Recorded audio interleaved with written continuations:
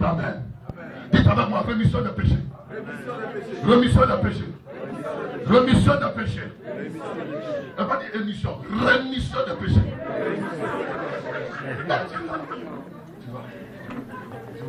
Vraiment, elle a reçu ma fille. C'est émission des péchés. Tu as raison. Dis Amen.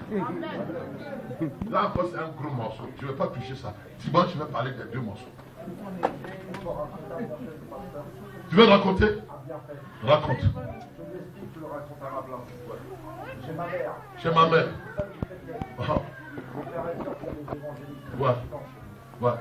J'ai le beau-père, mon Dieu, qui est un pasteur. Ouais.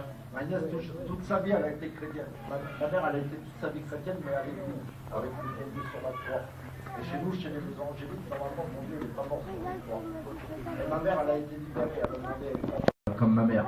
Et je vais vous dire un truc, j'ai perdu mon père en 2003. Mon père, toute sa vie, il n'était pas chrétien. Et avant de partir, avant de décéder, il a demandé à être évangélique et à être baptisé.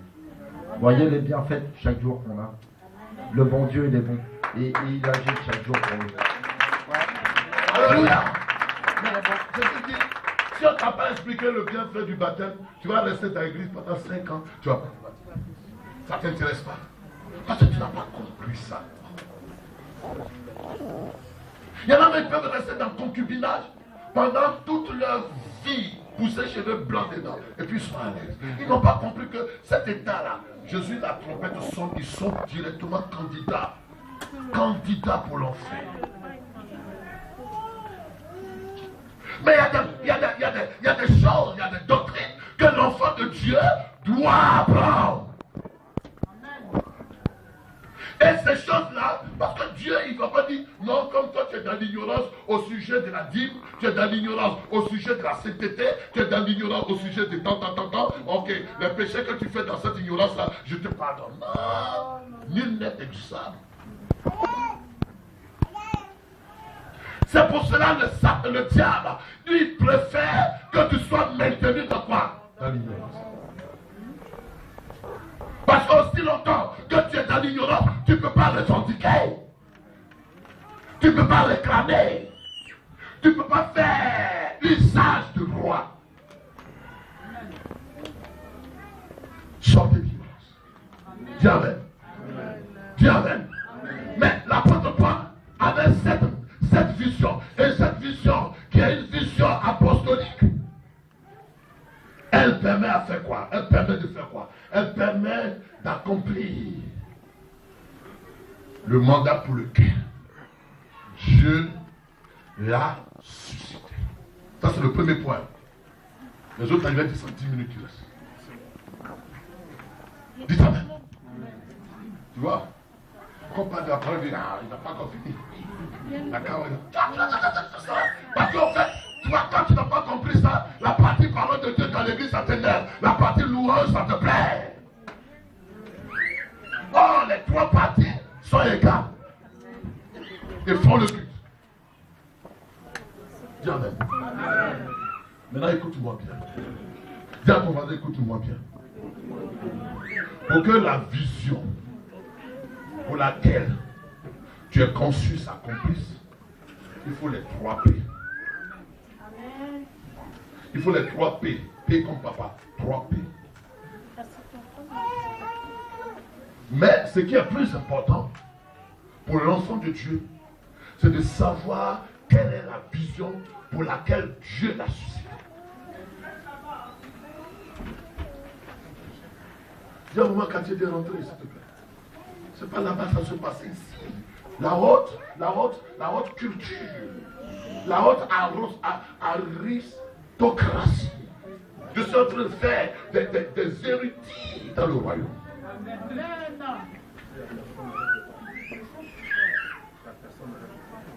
Dis Amen.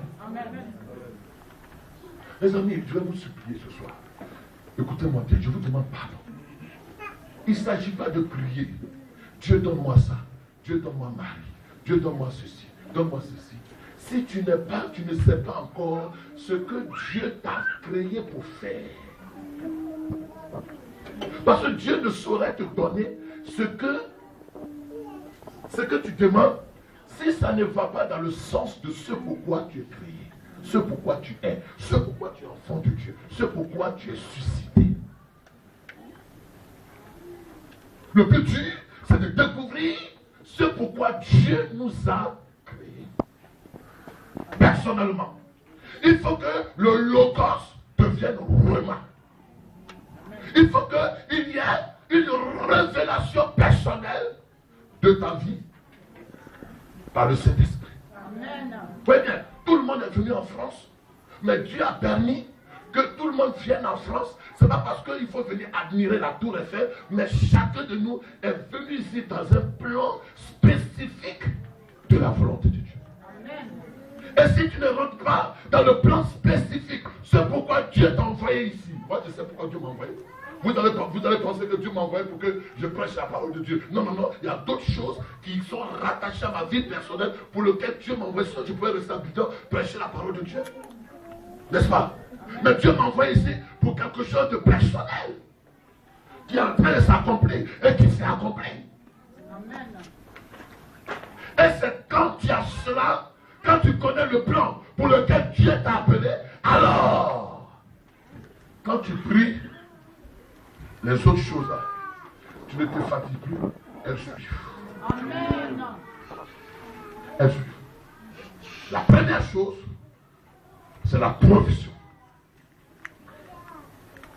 Quand Dieu t'a donné la vision, Dieu disposera toujours quoi?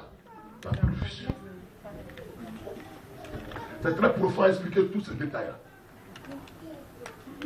Pour quelqu'un qui est dans la vision, quelqu'un qui est dans le plan de Dieu, pour sa vie, Dieu disposera toujours, où qu'il soit, à quelque temps, à quelques circonstances, quelles que soient les saisons, quels que soient les moments, Dieu disposera toujours la provision et tu ne manqueras de rien.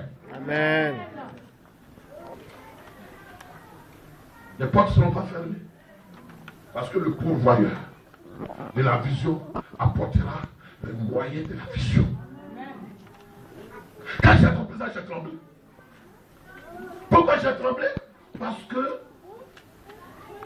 avant, je te regarde et puis je veux que tu sois la provision. Je regarde et puis je tremble en bas de toi. Et puis j'ai peur de toi. Et puis je te respecte d'un respect religieux dans lequel Dieu n'est pas. Je me mets à terre, tu marches sur moi. Je me mets à terre et puis je te vénère. Parce que je crois que tu es la provision. Mais aussi longtemps que j'ai fait cela, j'ai été déçu. J'ai été déçu. J'ai été déçu. Et Dieu me dit, c'est moi qui t'ai donné la vision. Et si tu te mets dans la vision, je t'apporterai la provision en fonction de laquelle tu n'auras plus d'espoir à effectuer. Mais c'est moi qui enverrai à l'existence la provision dans ta vie. Amen. Les amis, comprenez-moi. Quand le samedi dit, l'Éternel est mon berger, je ne manquerai de rien. Il comprend pourquoi il dit ça. Parce que lui, il était derrière les moutons. Et Dieu lui dit, quitte derrière les moutons, viens. Alors, quand il est venu, Dieu va disposer la provision afin que la royauté à laquelle il est appelé, il puisse l'assumer. David a eu tout disposé sans que les efforts ne soient casse-tête. Mais Dieu a pourvu de façon seule.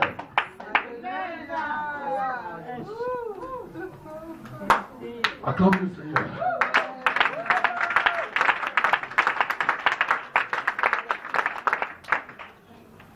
Dieu m'a dit, tu as couru. Je sais que tu aimes Dieu, mais je vais te donner ces choses, ces révélations pour que tu comprennes et que tu changes. Que c'est moi. Quand tu demeureras dans ma vision, je t'enverrai la provision. Amen. Je t'enverrai les hommes. Amen. Je t'enverrai les finances. Mais quand tu vas chercher toi-même la provision, tu auras toujours mal à la tête. Amen. Parce que la provision que toi tu cherches, elle est suivie de chagrin, elle est suivie de chantage, elle est suivie de chantage sur toi.